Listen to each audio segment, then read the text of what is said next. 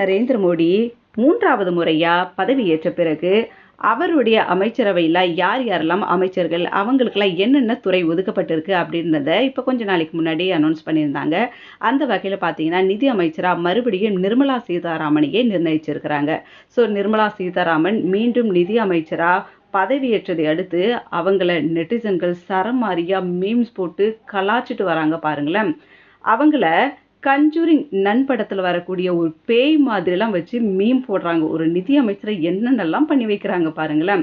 அது மட்டும் இல்லாமல் பார்த்தீங்கன்னா கொஞ்ச நாளைக்கு முன்னாடி சின்ன குழந்தைகளெல்லாம் ஒருத்தர் காரில் கூட்டிகிட்டு போய் பயமுறுத்துகிற மாதிரியான வீடியோலாம் போட்டார் பார்த்தீங்களா? அந்த மாதிரி வீடியோவையும் போட்டு நிர்மலா சீதாராமன் அந்த பேய் கெட்டப்பில் போட்டு இந்த குழந்தைங்களாம் அலற மாதிரியான அந்த வீடியோவையும் போட்டு அவங்களாம் டேக்ஸ் பே பண்ணுறதுக்கு பயப்படுறாங்களாம், அலறாங்களாம், நிர்மலா சீதாராமன் நிதி அமைச்சராக வந்துட்டாங்களே அப்படின்னு சொல்லிட்டு இந்த வீடியோவெல்லாம் போட்டு பயங்கரமாக அவங்கள கலாச்சி தள்ளிட்டு இருக்கிறாங்க. பார்க்குறதுக்கே பயங்கர ஃபன்னாக இருக்குது. பட் இருந்தாலும் பாருங்களேன், ஒரு நிதி அமைச்சரை இந்த அளவுக்கு நெட்டிசன்லாம் கலாய்க்கிறாங்கன்னா அவங்க எப்படிப்பட்ட தாக்கத்தையும் எப்படிப்பட்ட ஒரு மக்களுக்கு ஒரு பயத்தையும் உண்டு பண்ணியிருந்தா இந்த 2வது முறை மறுபடியும் அவங்களே நிதி அமைச்சராக வந்ததுக்கு இப்படியே அவங்கள கலாச்சி தள்ளுவாங்க பாருங்கள். ஸோ ஓகே, போன ஆட்சியில் அப்படி நடந்தது, இந்த ஆட்சியில் மாற்றங்கள் வரும்ட்டு எதிர்பார்க்கலாம். தொடர்ந்து பார்க்கலாம் என்ன மாதிரியான மாற்றங்கள் நிர்மலா சீதாராமன் அவங்க கிட்டேருந்து வரப்போகுதுன்ட்டு.